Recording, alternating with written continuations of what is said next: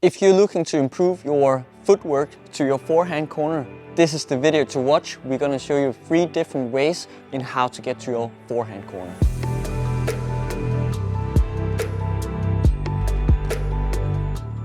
I'm Flemming Quack and this is Basic Feather. Basic Feather is a brand founded by myself plus Morten Frost, the former All England champion. What we want to do at Basic Feather is create high quality products with a simple design at reasonable prices. So if you haven't heard about Basic Feather before, please check us out at basicfeather.com. We would love your feedback, so please let us know.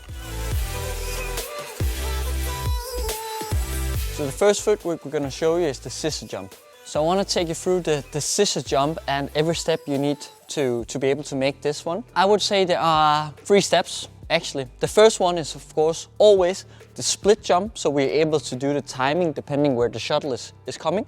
So the split jump, and then we do a chassé towards the corner, and then the last one we do the scissors jump. So I'd say split jump here, a chassé, and then we do the rotation with the scissor jump.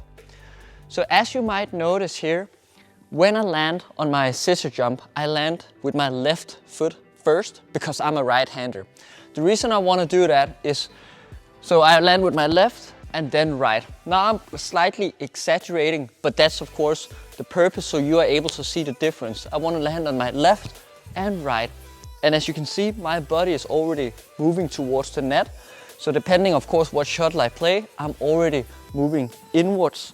Whereas if I am not landing on my left first, I might be moving backwards. And that's not the purpose here. We want to get into the court as soon as we can. So that's why it's important to land on your left foot first. If you are left-hander, then of course it's landing with the right foot first and then left. So that's the difference between right and left-hander, but you always want to get into the court as soon as possible.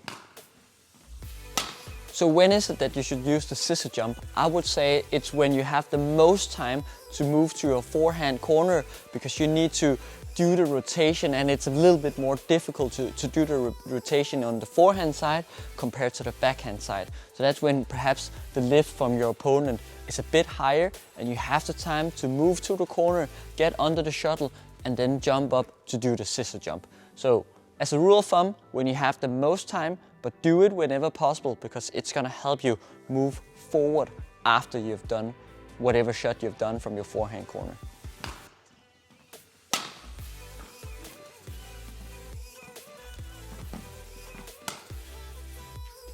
Footwork number 2, that's the China jump in the forehand corner. As the scissor jump, it's a 3-step preparation. So we have the split jump,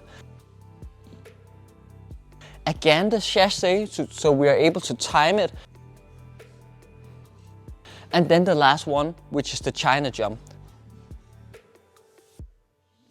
So it is like step 1, step 2, and then the jump. That's the 3 steps. What I want you to focus on again is the landing.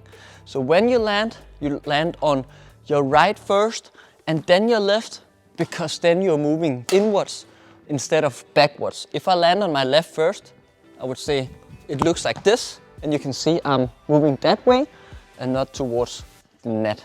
So that's really important to focus on. So I'm gonna show it again. Split jump, chassé, and then the China jump. When I talk about this landing, we are talking about milliseconds. So it's not about doing this, it's milliseconds. So it is almost the same timing, but slightly on your right foot first. That's really important to remember. So the China jump towards the forehand corner is probably one of the most used footworks when you at least move to the forehand corner. It's super easy to do, and I would say we just said that the scissors jump is when you had a lot of time. Here perhaps the lift or the clear from your opponent is a bit more flat, so you don't have the time to get under the shuttle and do the full rotation. So that's when you do the China jump to intercept the shuttle as early as you can, but not being able to do the rotation as in the scissor jump.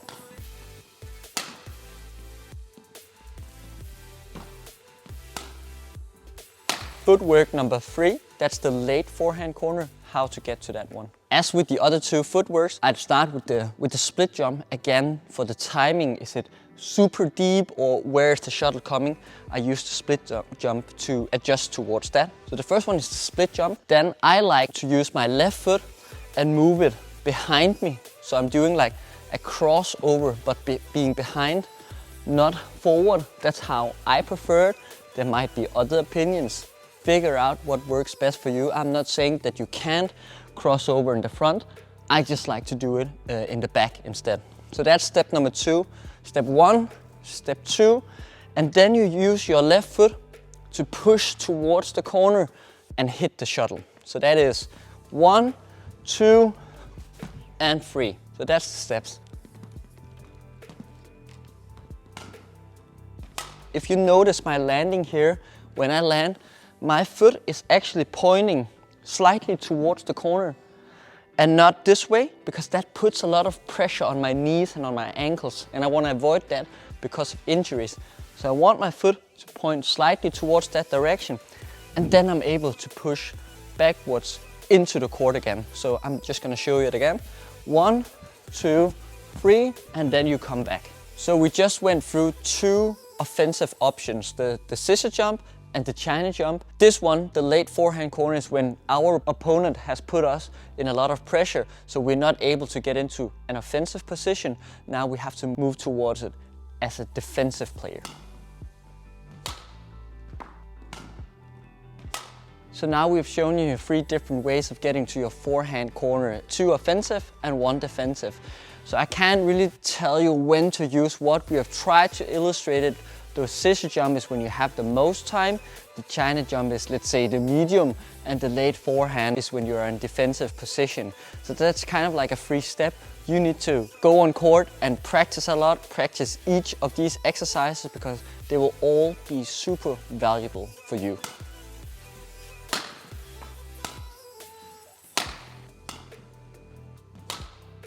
Thank you so much for watching this video. If you liked the video, please subscribe to our YouTube channel. We promise to keep providing a lot of new badminton content for you, and hopefully you'll find it valuable in your badminton journey. Remember, we not only provide a lot of badminton content every week, Basic Feather is also a badminton brand, and you can always check us out at basicfeather.com. See you online, or see you next time.